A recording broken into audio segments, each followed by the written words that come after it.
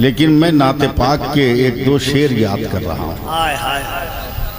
मतला मैं पहले पढ़ रहा हूँ, इसे बर्दाश्त कर लीजिएगा। शेर तो बर्दाश्त होगा ही नहीं। एकदम ज़ैनुल आबिदीन साहब की डगर पे चल रहा हूँ। अमाज गाहे यकीन है, गुमान थोड़ी है। अमाज गाहे यकीन है, गुमान थोड़ी है। हयाते शाहे उमम दास्तान थोड़ी है। हयाते शाहे उमम दास्तान थोड़ी है। अब यहाँ से शेर सुनिए कफील भाई कि अजान आज भी होती है सहने काबा में। अजान आज भी होती है सहने काबा में, मगर बिलाल के जैसी अजान थोड़ी है। अजान आज भी होती है सहने काबा में, नवाजिश नवाजिश। अजान आज भी होती है सहने काबा में, मगर बिलाल के जैसी अजान थोड़ी है। मगर बिलाल के जैसी अजान थोड़ी है।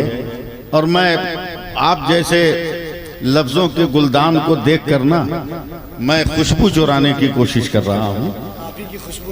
हाँ, देखें कि पसीना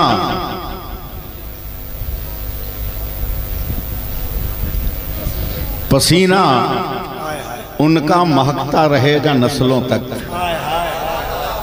शेर सुने साहब कि पसीना उनका महकता रहेगा नस्लों तक। ये कोई मुश्क कोई जाफरान थोड़ी है। ये कोई मुश्क कोई जाफरान थोड़ी है। और एक शेर इधर देख लीजिएगा कि नमाज इश्क न छोड़ी किसी भी हालत में। नमाज इश्क न छोड़ी किसी भी हालत में, हुसैन जैसा कोई खानदान थोड़ी है। नमाज इश्क न छोड़ी किसी भी हालत में, हुसैन जैसा कोई खानदान थोड़ी है। और एक शेर और याद आ गया कबील भाई कि ज़बां महकने लगी पढ़ के सूरह वल्लैल। ज़बां महकने लगी। देखिए लियाकत मेहदी साहब, आप दरबारी शायर हो, एकदम दरबारी शेर सुनो कि ज़बां महकने लगी पढ़ के सूरह वल्लैल। हमारे मुंह में कोई इत्रदान थोड़ी है। हमारे मुंह में कोई इत्रदान थोड़ी है। इधर देखते रहिएगा। तकरीर आज कागज के वर्क से नहीं, सूरत के जलवों से होगी। दो ज़ख़ीम मर गया। चार मिसर सुन ले, कपिल भाई का हुक्म है कि जन्नती शाद है, दो ज़ख़ी मर गया। ज़ैनुल आबिदीन भाई, आपकी फिक्र को सलाम। कसम खुदा की क्या निकाला है लूला। हाय हाय हाय, वाह वाह वाह वाह वाह, क्या निकाला है काफिया। अब देख लीजिए, आपकी नजर कर रहा हूं कि जन्नती शाद है, दो ज़ख़ी मर गया। कातिले इब्ने मौला अली मर गया। तीर जिस पे चला अब भी जिंदा है वो, तीर जिसने चलाया वही मर गया। तीर जिस पे चला अब भी जिंदा है वो, तीर जिसने चलाया वही मर गया। हजरात, उर्दू समझते हैं तो मेरी तकरीर समझिए। इस जगह का नाम क्या है? सवादी बोलो, जगती उक्ति मत बोलो। क्या है? कदमे कदमे कदमे। देखो तकरीर सुनो। कदम किसको कहते हैं? पैर को नहीं, इसको। कदम किसको कहते हैं? इसको। कफील भाई, बगैर पैर के कदम होगा क्या? नहीं। बोलो, बगैर पैर के कदम होगा? नहीं। और बगैर जिस्म के पैर होगा क्या? ये कदमे रसूल है।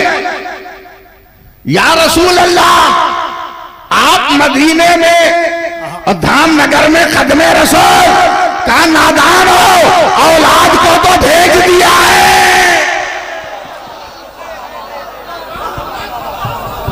नारे तकबीर, नारे रिसालत, औलादे गौसे आजम, कदमे रसूल, अल्लामा सैफुल्लाह अलीमी। और कान खोल कर सुन लो आज। जनाब में एक माला दीजिए ना हमको। इसे तोड़ ताड़ के दे दो ना यार।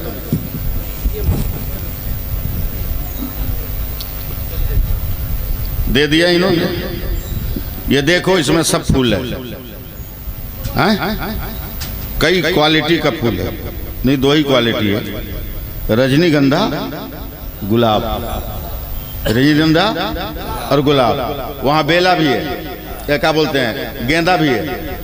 हाँ, वहाँ गेंदा भी है जो गंदा हो गया, वहाँ गेंदा भी है। समझना आपका काम। हर फूल जब तक ताजा है तब तक खुशबू, जब ये सड़ जाए तो बदबू। मगर इन फूलों में एक फूल है गुलाब, ये सड़ता नहीं, ये सूखता है। ये ताजा भी रहे तो खुशबूदार, सूख भी जाए तो खुशबूदार, बदबू नहीं होती। कान खोलकर हिला लो पहले। सैफुल्लाह अलीमी बोल रहा है, ऐ गुलाब तुझे भी चमन से तोड़ा, तुम्हें भी फुलवारी से तोड़ा, तुम्हें भी बागीचे से तोड़ा, तुझे भी माली ने तोड़ा। हर फूल को माली ने तोड़ा, मगर सब फूल मुरझाए या सड़ जाए तो बदबू। मगर ए गुलाब तू जिंदा है तब भी खुशबू, तू मर जाए तब भी खुशबू। आखिर वजह क्या? तो गुलाब ने कहा, मौलाना सबका आना और है, मेरा आना और है। हमने कहा क्या मतलब? का सब बीज से निकले, पेड़ से निकले, मगर मेरा जन्म पेड़ से और बीज से नहीं है। बोला कैसे? कहा मेराज की रात मेरे सरकार अर्श आजम पे खड़े हुए, पसीने में शराबोर थे। कहा जिब्रील पसीना कहां डालूं?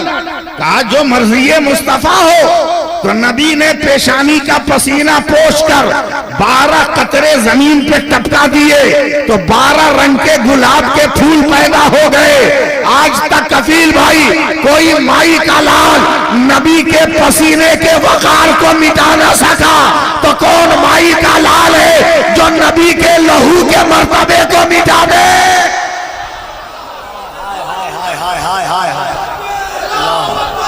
क्या खिताब है, क्या खिताब है।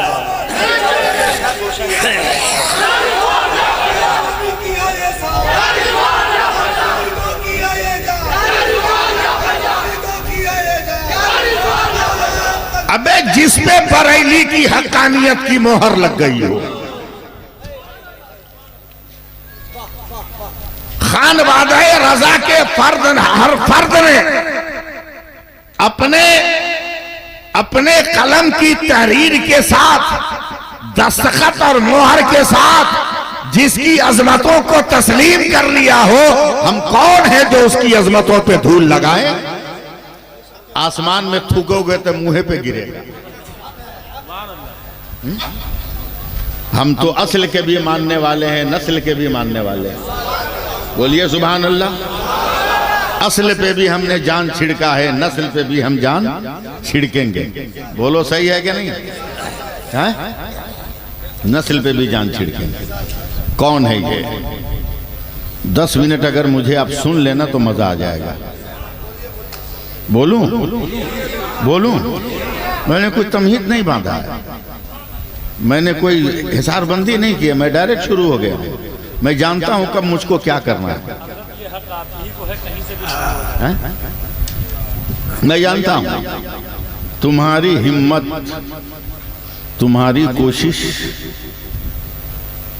कि तू अजमतों पर धूल डाल दे, नहीं, कभी नहीं। कुएं में रहने वाला मेढक कुएं को ही कायनात समझता है। समझे? उससे पूछो जो कुएं के पानी को मीठा कर देता है उसकी नस्ल का जलवा क्या होगा। समझे? क्या जुमले से तकरीर बना रहे हैं, वाह वाह वाह वाह। बस सिर्फ तवज्जो देना आप, मैं एक तकरीर कर रहा हूं, आपकी मोहब्बत चाहूंगा। पैसे तो ये रब का इनाम है, वरना ये हम मौलवियों के मुकद्दर में कहाँ है। ये तो अल्लाह ताला ने स्पेशल स्कीम रखा है मद्दाह नबी के लिए। हाँ, हम जलते उलते नहीं हैं, हम तो दिल खोल के बोलते हैं और दिल खोल के हम शायरों को दाद भी देते हैं। समझे? जब मेरे नबी ने इनाम दिया तो हम कौन माई के लाल हैं रोकने वाले। सब अपने अपने मुकद्दर का खाता है। अभी मैं इलाहाबाद से आ रहा था कपिल भाई, मैं जोधपुर एक्सप्रेस में बैठा हूँ, दो सिपाही आए, कहा मौलवी साहब मैं बैठ जाऊँ, कहा बैठ जाओ। बैठ गया। उन्होंने अपने बैग से बड़े बड़े अमरूद निकाले इलाहाबाद के, कहा मौलाना खाओगे? कहा मैं ट्रेन का कोई सामान किसी दूसरे के हाथ से नहीं खाता, ये मेरा अपना वसूल है। कहा मुझ पे भरोसा कीजिए, हम सिपाही है। कहा भरोसा करके ही तो मरे हैं हम। समझे? बहुत खुशमिजाज था वो लोग। बोला नहीं, यकीन कीजिए कि हम लोग ठीक हैं, एक खा लीजिए। मैंने कहा दे दो। अपने चाकू से छुरी से उसने काटा, दो टुकड़ा किया और वो भी अपने अमरूद को दो टुकड़ा किया। अचानक उसके फोन पे घंटी बजी, का मौलाना आप खाइए, हम लोग जा रहे हैं। कमांडर का फोन आ गया, हमारी छुट्टी कैंसिल। तो मैंने हाथ पकड़ कर कहा एक ईमान का जुमला सुनते जाओ। बोला क्या? बोला तेरी जरूरत ने ट्रेन तक नहीं पहुंचाया था, इस अमरूद पर मेरा नाम लिखा था, खुदा ने तेरे जरिए मुझ तक इसको पहुंचाया। क्या बात है। तो मुकद्दर का जो होगा वो हर सूरत में आएगा। मैं एक तकरीर सुनाता हूँ, दिल थाम के सुनिएगा। क्या तशरीह, दिल थाम के सुनिएगा, मामूली मत लीजिएगा। ये खून है। आप लोग तो नाम भी ले लेते हो, रिजवानुल हुदा, फैजानुल हुदा। मैं तो इतना मुअद्दब हूं कि नाम भी नहीं लेता, नाम भी नहीं लेता। मैं तो ये कहता हूं कि नाम क्या लोगे, ये देख लो करबला का एक आईना रखा हुआ है, जिस पे नजर डालोगे तो हर जलवे तुम्हें नजर आएंगे। और मैं कुछ नहीं कहूंगा, बस एक लफ्ज कि जब अबू जहल ने मेरे नबी को देखकर माज अल्लाह कहा था, क्या बड़ी बात ले जा रहे हैं, ऐ पैगंबर तुम बड़े बदसूरत हो, तो नबी ने कहा था ऐ अबू जहल तू सच बोल रहा। सहाबा परेशान। 2 मिनट में हजरत अबू बकर आ गए, कहा या रसूल अल्लाह मेरे माँ बाप आप पर कुर्बान, आप बहुत खूबसूरत है। मेरे नबी ने कहा कि अबू बकर तुम सच कह रहे हो। साहबा ने कहा, अबू जहल ने कहा बदसूरत, तो आपने कहा सच। अबू बकर ने कहा खूबसूरत, तो आपने कहा सच। दोनों में सच कौन है? मेरे नबी ने कहा मेरा बदन आईना है, जो सामने से आकर मुझको देखता है मैं नजर नहीं आता, उसको अपना चेहरा नजर आता है। तो जो आईना कल मक्के में था वही आईना आज कदम रसूल में आ गया। वाह वाह वाह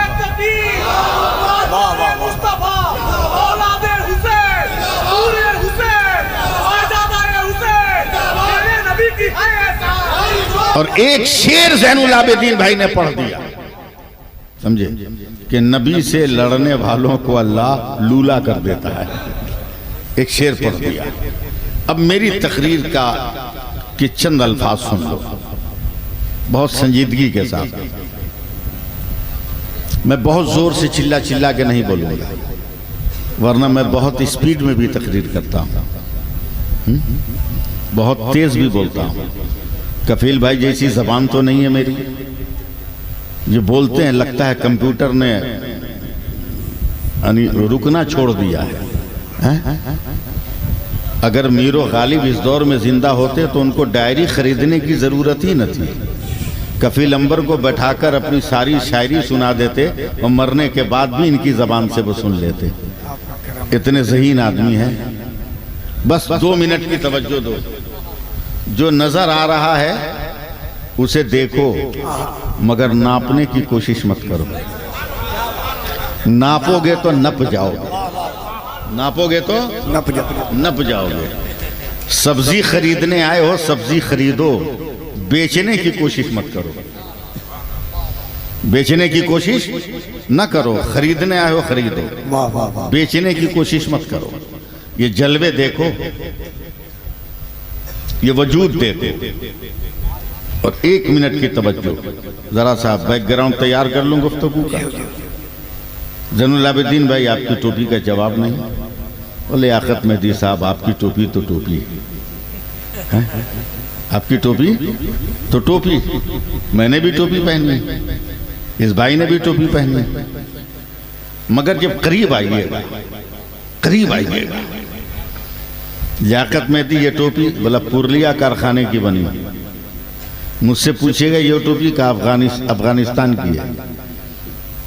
उनसे पूछिएगा कौन टोपी, बोला बरकाती है। ज़ैनुल आबिदीन साहब से पूछे ये कौन टोपी, बोला ये इंडोनेशिया की टोपी है, इंडोनेशिया की टोपी।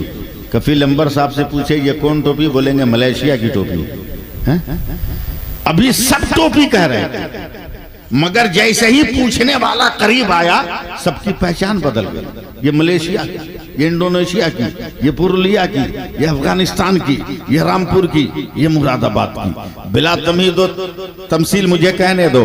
पानी पानी पानी, पानी जब आसमान से जमीन पर आता है उसे बारिश कहते हैं। वही पानी जब जमीन से आसमान पे जाता है उसे भाप कहते हैं। वही पानी जब आसमान से जमा हुआ गिरता है उसको ओला कहते हैं। वही पानी गिरकर जब जमीन पे जम जाए तो उसे बर्फ का टुकड़ा कहते हैं। वही पानी गिर के जब बह जाए तो उसे नहर और दरिया कहते हैं। वही पानी गिरकर अगर इकट्ठा हो जाए उसे झील और तालाब कहते हैं। वही पानी अगर लोटा से निकले तो लोटा का पानी गिलास से निकले, गिलास का पानी ट्यूबवेल से निकले, ट्यूबवेल का पानी हैंड पाइप से निकले, हैंड पाइप का पानी बोरिंग से निकले, बोरिंग का पानी गिलास जग से निकले, जग का पानी फ्रीज से निकले, फ्रीज का पानी। मगर वही पानी अगर बदन से निकले पसीना होता है। वही पानी अगर आंख से निकले आंसू होता है। वही पानी अगर फलों से निकले तो अर्क होता है। वही पानी फूल की पत्ती से टपके तो शबनम का कतरा होता है। मगर वही पानी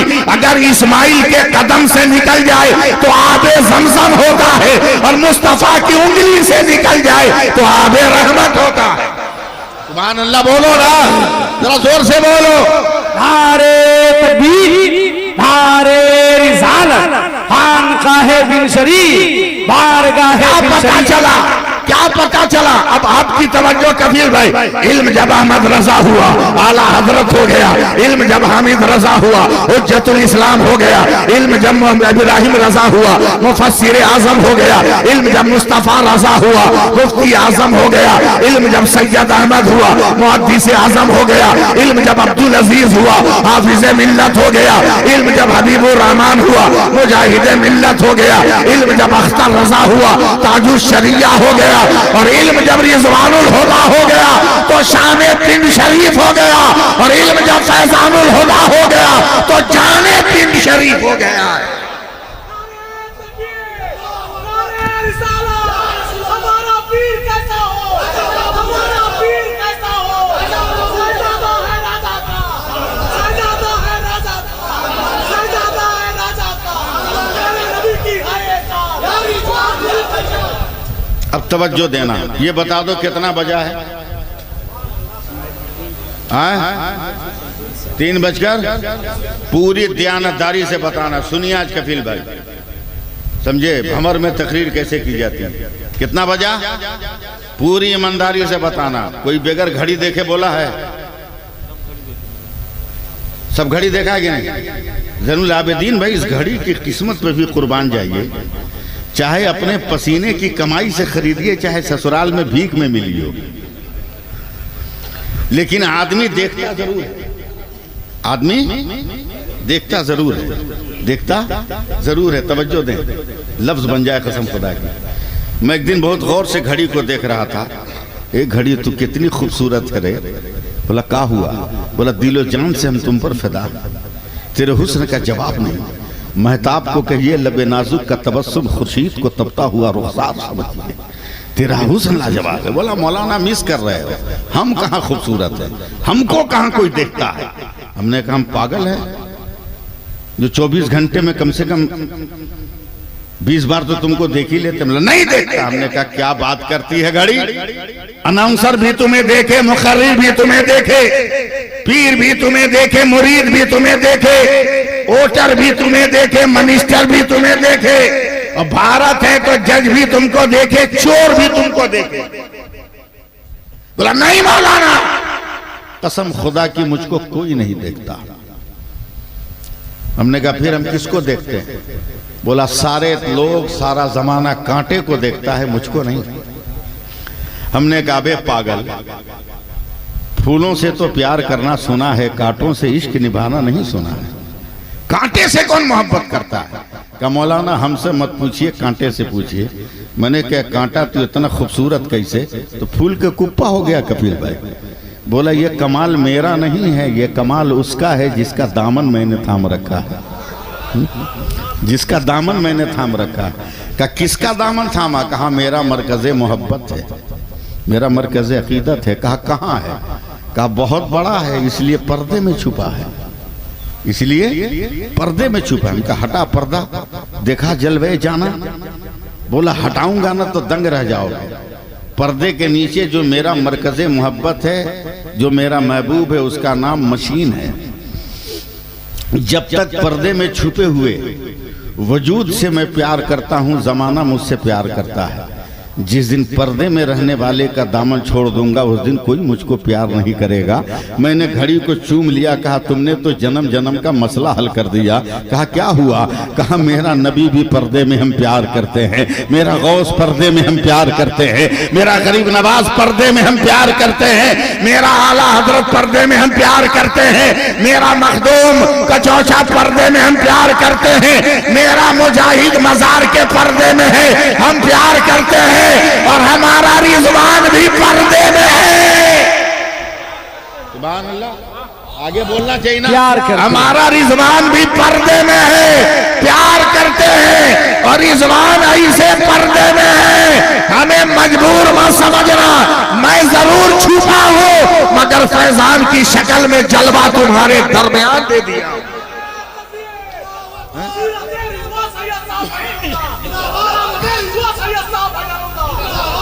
अब जरा सा रुक जाओ, 10-15 मिनट की तो बात है, भाग के जाओगे कहाँ? घर जा नहीं सकते, दरवाजा बंद होगा अंदर से। जितनी देर जगाओगे उतनी देर सुन लो ताकि सवाब मिल जाए। समझे हैं? उतनी देर सुन लो, सवाब मिल जाए। मैं एक वाकया सुनाता, तारीख हजरत, मैं एक तारीख का वाकया सुनाता, नजरों में बसा लो। सूरत बसा लो, सूरत बोले क्यों नहीं? सूरत बसा लो, सूरत बसा लो, सूरत बसा लो, बोलोगे नहीं? सूरत बसा लो। का है? हजरत बाबा ताजुद्दीन औलिया का धोबी इंतकाल कर गया। धोबी कपड़ा धोने वाला, बिरादरी का नहीं था, मुसलमान, कपड़ा धोता था। मुकाशफात में लिखा है बुजुर्गों ने कि जैसे ही लोगों ने कब्र में दफन किया, उनका नकीर आ गया, मंडपों का, मादीनों का। तो धोबी देख रहा है गौर से, जवाब क्या नहीं देता? बोल। बोला आपको मालूम नहीं हम कौन हैं? बोला कौन है तू? बोला हम ताजुद्दीन बाबा के धोबी हैं, इसके आगे हम कुछ नहीं जानते। मुकाशफात में बुजुर्गों ने लिखा है कि नकीरैन ने अल्लाह से कहा, ए परवरदिगार, तेरे एक बंदे की मौत के बाद हम सवाल करने गए, ये जवाब मिला। अल्लाह ने फरमाया जन्नत के दरवाजे खोल दे। कहा मौला कैसे? कहा मैं ताजुद्दीन से मोहब्बत करता हूँ, और जो ताजुद्दीन से मोहब्बत करता है उससे भी मोहब्बत करूँगा। नारे तकबीर, नारे रिसालत, हुजूर सरकार मुफ्ती फैजानुल हुदा कादिर। तो आज तो धोबी नहीं है, समझे, हमारे रिजवान का फैजान बैठा हुआ है। सुभान अल्लाह बोलो जोर से, प्यार से। एक वाकया सुन लो, एकदम दिल ताजा हो जाएगा। और जो लोग भी खटका खटकी कर रहे हैं, उनकी खटका खटकी भी खत्म हो जाएगी। हम बरेली से आगे कुछ नहीं सुनना चाहते, बरेली से आगे कुछ नहीं सुनना चाहते। और हम छोटे बाप के बेटे नहीं हैं, हम भी बहुत बड़े बाप के बेटे हैं। हम भी बहुत बड़े बाप के बेटे हैं।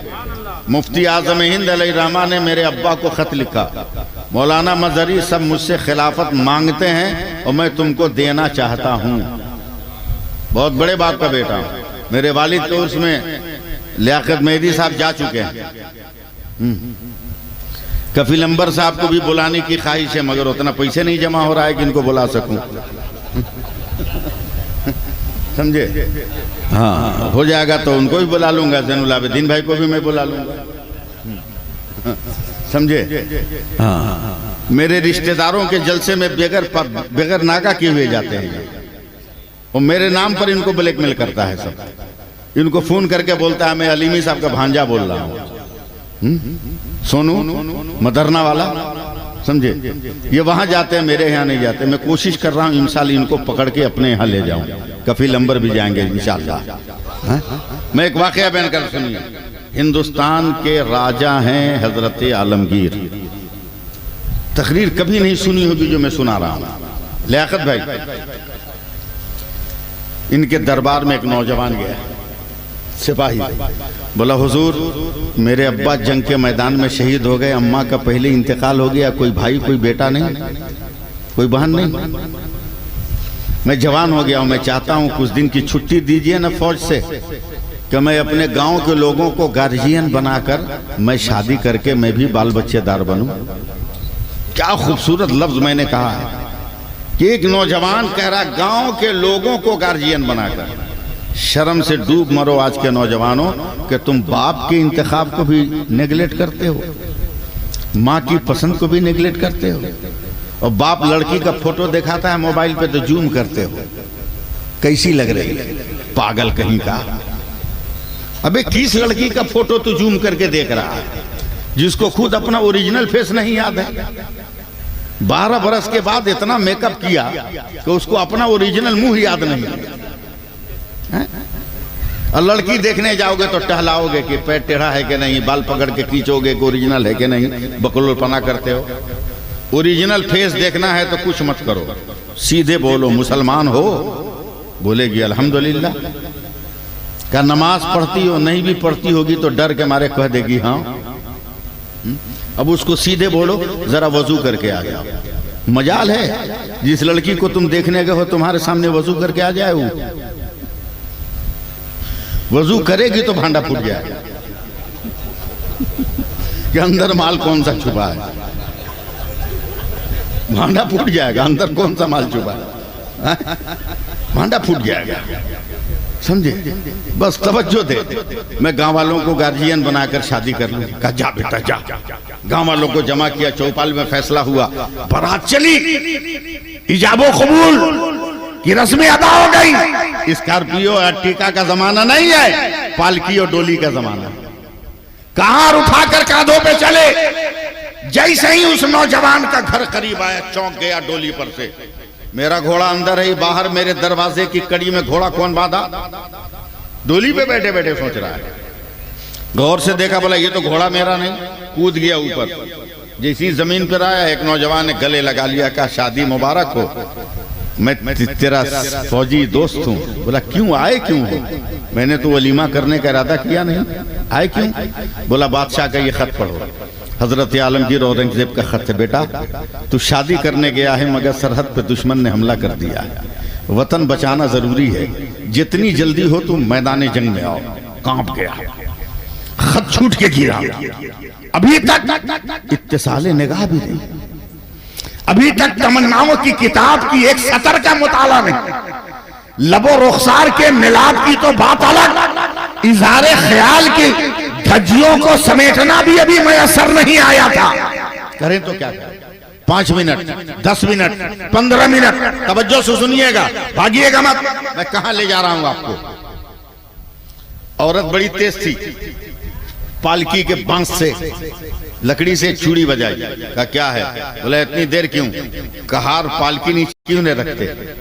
कहा मेरी नई नवेली दुल्हन, तू जानती हो मैं सिपाही हूं। कहा अल्हम्दुलिल्लाह मुझे फख्र है कि मेरा शौहर मैदान जंग का मुजाहिद है, मुझे फख्र है।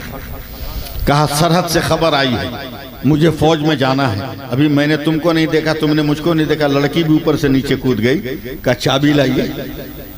मरासी में जिंदगी तो आधा होते रहेंगे, मगर जिस तरह दीन का बचाना जरूरी है, उसी तरह वतन की जमीन का बचाना जरूरी है। अब जाइए मैदान जंग में, घर की चाबी मुझे दीजिए। तवज्जो से नौजवान हक्का बक्का कहा जाइए। बच के आ गए तो जिंदगी भर गाजी की बीवी कहलाऊंगी, और कट गए तो कयामत तक शहीद की बेगम कहलाऊंगी। जाइए। नौजवान जैसी 2-4 कदम बढ़ा। लियाकत भाई, मेरे मुराकबे को तोड़िएगा मत। चंद कदम बढ़ा। औरत ने कहा सुन लीजिए। कहा क्या? कहा मैंने उलमा से सुना है कि मैदान क़यामत में अल्लाह का ऐलान होगा, शहीदों बगैर हिसाब किताब के जन्नत में जाओ। तो अगर शहीद हो जाइएगा तो उठ के भाग मत जाइएगा जन्नत में। जरा क़यामत में देख लीजिएगा मैं कहाँ खड़ी हूँ। मैं खुदा से आपको तलब कर लूंगी कि जन्नत में मेरा साथ इनका साथ दे दे। कहा ठीक है। चला गया। जंग ने एक लंबा सिलसिला पकड़ा, कई महीने हो गए। तवज्जो, चंद मिनट की गुफ्तगू। अचानक हवा से पर्दा उठ गया। ये फातिमा का घर थोड़ी है कि हवा को इजाजत नहीं कि पर्दा उड़ा दे। पर्दा उठ गया।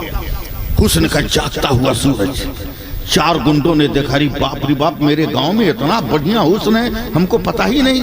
माल भी अकेले। लिया तलवार, कूद गया घर में। बोला हम तेरी इज्जत लूटने आए। अरे तेज औरत थी ने यार, हर नौजवान के मुकद्दर में ऐसी बीवी कर दे, फिर जितने जमीन खोदने वाले हैं सब उसी में दफन हो जाएंगे। समझे? हाँ। बोला भाई इज्जत ही ना चाहिए। बोला हाँ। बोला फिर इसमें इतना जोर जबरदस्ती करने की क्या जरूरत है बे? हम बर्तन मांज रहे हैं, हाथ में कालिक लगी है, जाओ ना खटिया पे बैठो। हम बर्तन मांज के हाथ धो के फ्रेश होके आते हैं, फिर जो मन में आएगा करना। चारों ने समझा कि लगता है आम पका हुआ है, आगे बैठ गया। अब देखता हूं मैं कहां तक कामयाब हूं। औरत ने बर्तन धोया और कालिक धोने के बहाने चुपके से औरत ने वजू कर लिया। नहीं, मिस कॉल हो गया। इस पे तो जोर से सुभान अल्लाह बोलना चाहिए। औरत ने वजू कर लिया। सुभान अल्लाह बोल दीजिए ताकि मेरा दिल रह जाए। वजू की आई, रोते हुए कहती है जालिमा तुम 4 हो, मैं अकेली हूं। न जाने तेरे जुल्म के बाद मैं रहूं कि न रहूं। अगर इजाजत दो तो आबरू लूटने से पहले मैं 2 रकअत जिंदगी की आखिरी नमाज खुदा की बारगाह में अदा कर दूं। कहा जा पढ़ ले। ये सामने दीवार है, मुसल्ला बिछाया, जल्दी जल्दी नमाज पढ़ी। सलाम फेर कर दुआ के लिए हाथ। ए अल्लाह, ये आलमगीर सिर्फ बादशाह नहीं, तेरा वली भी है। ये कैसा बादशाह हो वली है कि उसकी रियाया की आबरू लूट रही है और उसे खबर भी नहीं। अगर आज मेरी आबरू लुट गई ना तो कल कयामत के दिन आलमगीर के गरीबान को पकड़कर तेरे नबी के सामने लाऊंगी और तेरे नबी के सामने 2 तमाचा मारूंगी। सामने मारा, दीवार पे खाट, पीछे से आवाज आई खाट। गर्दन घुमाया तो एक तलवार चली गैब से, चारों की गर्दन कर गई। सिर्फ सुनते रहिए। और बड़ी तेज, उन्हीं की तलवार से कब्र खोद के दफन कर दिया। उधर दिल्ली का दरबार।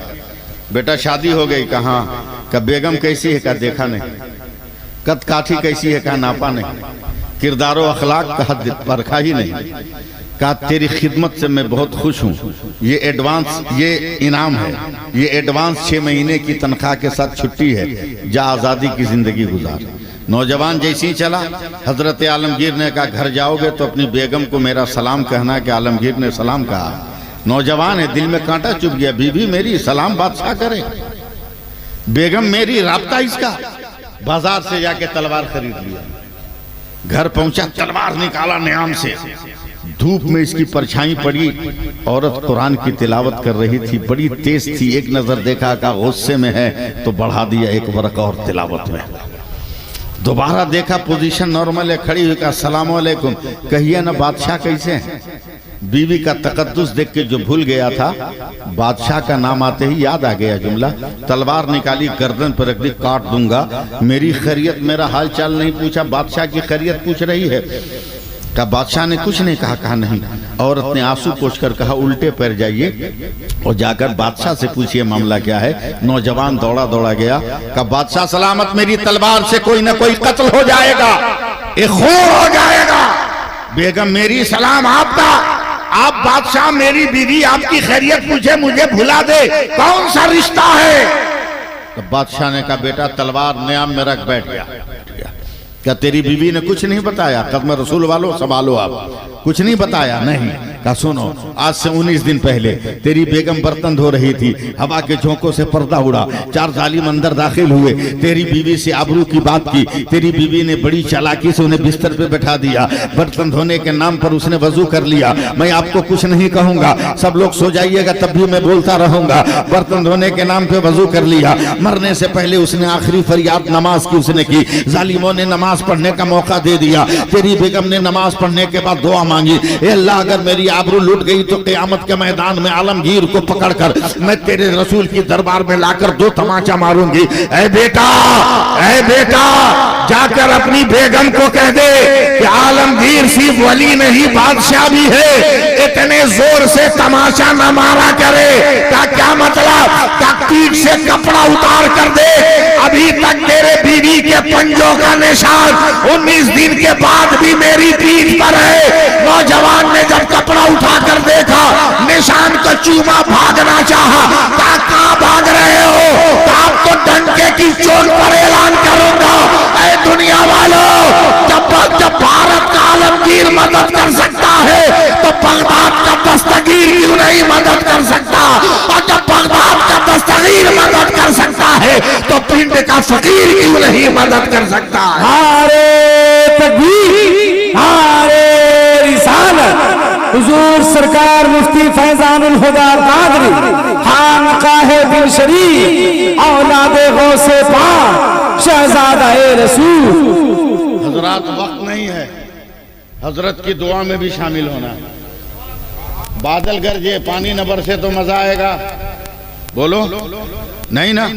तो बादल तो गरज गया पूरी रात भर, पानी तो बरसाना जरूरी है ना। रहमत का पानी, बोलो बख्शिश का पानी, बोलना बरकत का पानी, निस्बत का पानी। यही तो निस्बत का पानी है कि करबला में लात मार दिया पानी को, प्यासे रह गए मगर क़यामत तक प्यासों को रहमत का जाम पिलाते रहे। ये जलवा है, जलवा है। क्यों मेरे हुसैन ने इमाम ज़ैनुल आबिदीन को बचा लिया? सब मर्द तो कत्ल हो गए, एक को क्यों बचा लिया? वो भी कांप रहे हैं, तो उनको पकड़ के सीने से लगाया। कहा बेटा घबरा मत, तुमको कोई माई का लाल यजीदी मिटा नहीं पाएगा। कमजोर है तो क्या हुआ, पेशानी चूम ली, कि मैंने अपनी हिफाजत के खिलाफ में तुम्हें छुपा दिया है। अब फैसला करो कदम रसूल वालों, अगर हुसैन ने इमाम ज़ैनुल आबिदीन को न बचाया होता तो न आज हमें रिजवानुल हुदा का जलवा मिलता, न फैजानुल हुदा का जलवा मिलता। क्या पता चला? ये जलवा पिंड से आया है, मगर माल पिंड का नहीं है, माल उसी करबला का है जहां से ज़ैनुल आबिदीन ने खानदान को संभाल लिया है। सुभान अल्लाह बोलो। जहां से इमाम ज़ैनुल आबिदीन ने खानदान को संभाल लिया। 2 लफ्ज और सुन लो, ये खानदान क्या है, हल्के में मत लेना। जो हल्के में लेते हैं वो भी हल्के में ना रहें। ये खानदान कौन है? लियाकत भाई, इमाम ज़ैनुल आबिदीन की नस्ल है। सुभान अल्लाह कहो। और इमाम ज़ैनुल आबिदीन कौन है? 2 मिनट भी नहीं लगेगा, जल्दी से सुन लो। सहने काबा में हजरत इमाम बाकर रोटियां बांट रहे हैं, सुनिएगा ना, फिर जलवे देखिएगा। रोटियां बांट रहे हैं, हजारों फकीर हैं, मगर शर्त यह है कि एक को एक देंगे, एक को एक देंगे। एक फकीर जब काबा में घुसा, देखा काबा के गेट पे कंबल ओढ़कर अंदर ही कोई बूढ़ा आदमी कांप रहा है। क्या हुआ? कोई आवाज नहीं। उठो चलो ना, इमाम बाकर रोटियां बांटते हैं। कोई नहीं, चुपचाप अंदर कांप रहा, अंदर कांप रहा। बड़ा तरस आया इस फकीर को। गया हजरत इमाम बाकर के पास, कहा हुजूर सबको 2 एक दे रहे हैं, मुझको 2 दीजिए। बोला क्यों? मैं अपने उसूल से बगावत नहीं करूंगा। बोला सरकार मैं अपने लिए नहीं मांग रहा हूं, कदम रसूल वालों मेरी हिम्मत मत तोड़ना, मैं अपने लिए नहीं मांग रहा हूं। फिर का वो जो काबे के दरवाजे पर कंबल के अंदर खौफ से या जिस वजह से कांप रहा है ना, लगता है वो मजबूर है, नहीं आ पाएगा, इसलिए एक मैं अपने लिए तो उसके लिए मांग रहा हूं। इमाम बाकर ने कहा सवाल कर बात कर। अरे वो कंबल के अंदर कांपने वाला कोई फकीर नहीं है, मेरा बाप इमाम ज़ैनुल आबिदीन है और ये रोटियां वही बंटवा रहा है। समझे? ऐसे खानदान की निशानी का नाम है फैजानुल हुदा। समझे? जिस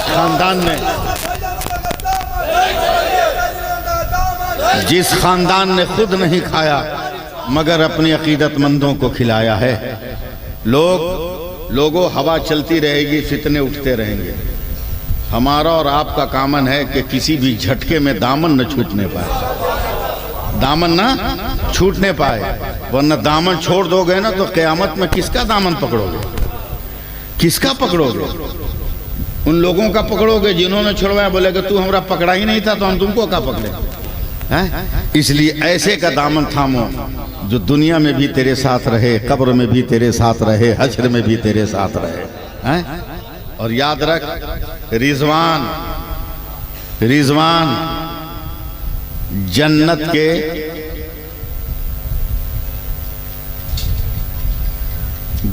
के एक फरिश्ते का नाम है रिजवान।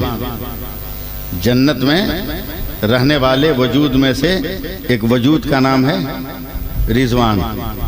मैं बहुत धीरे धीरे बोल रहा हूं, समझिए। जन्नत में रहने वाले का नाम है रिजवान। इतना पावर है किसी के पास क्या? नहीं समझे मैं क्या कह गया? ऐसे का दामन थामा जो रिजवान था, और रिजवान उसको कहते हैं जो जन्नत में रहता है। रिजवान उसको कहते हैं जो जन्नत में रहता है। और जब जन्नत में रहने के लिए चला गया तो कहा खाली छोड़ के नहीं जा रहा हूं, अपना फैजान तुम्हारे हवाले करके जा रहा हूं, अपना फैजान तुम्हारे हवाले करके जा रहा हूं। सुभान अल्लाह, सुभान। अगर जन्नत का सफर करना है तो फैजान का दामन थाम ले, समझे? दामन थाम ले, जिस पर बरेली ने मोहर लगा दी, मसलके आला हजरत ने एतमाद की मोहर लगा दी है। इसलिए इस यकीन के साथ रहो, मेरा पीर मेरा पीर है, मेरा पीर हमारा पीर है।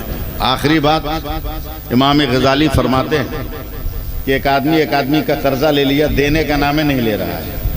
तो जो कर्जा दिया था एक दिन पकड़ लिया, कहा बेटा दे नहीं तो आज पटक देंगे, आज पटक के मारेंगे। बोला तू हमको मारेगा पटक के? बे हम पहलवान हैं। बोला चाहे जो रहो हम पटक देंगे तुमको। हंसने लगा, बोला तुमसे तो हमारा एक तो हाथ नहीं उठेगा, तू पटकेगा क्या हमको? जब तक एक अल्लाह के वली जा रहे थे, कहा हुजूर इसको समझाइए, ये हमको पटकेगा। अल्लाह के वली ने आंख बंद की। 5 मिनट के बाद खोल के कहा बेटा खैरियत चाहते हो तो पैसा दे दो वरना पटकेगा ही पटकेगा। बोलेगा सरकार क्या बात कर रहे हैं? कहा तू तो यहीं तक देख रहा था ना, मैंने इसके पीर को देखा। कहा वो आ रहा है मगर रास्ते में आके लड़खड़ा गया, तब मैंने उसके पीर को देखा, पूरी तैयारी के साथ बढ़ रहा है और पीछे से बड़े पीर कह रहे हैं जा बेटा जा, जा बेटा जा, जा बेटा जा, जा बेटा जा। जब तक एक सुर में नहीं बोलिएगा लफ्ज़ पूरा नहीं होगा। जा बेटा जा, जा बेटा जा। कदम रसूल वालों तेरे तो दोनों हाथ में लड्डू है, फैजान की शक्ल में पीर भी तुम्हारा है और गौस की शक्ल में बड़ा पीर भी तुम्हारा है। नारे तकबीर, नारे रिसालत, हुजूर सरकार मुफ्ती फैजानुल हुदा कादरी। जिस हालत में भी रहो पीर का दम भरते रहो। वक्त रहता तो मैं और तकरीर करता। एक तो मैं खुद लेट हो गया, उसके बाद तरतीब ऐसी हो गई कि वक्त निकल गया। 4:15 बजे अजान भी है, शायद 4:30 बजे है। हजरत दुआ करेंगे, उसके बाद हम लोग दुआ में शामिल रहेंगे, सलातो सलाम होगा, टाइम लगेगा ना, इसलिए मैं बातें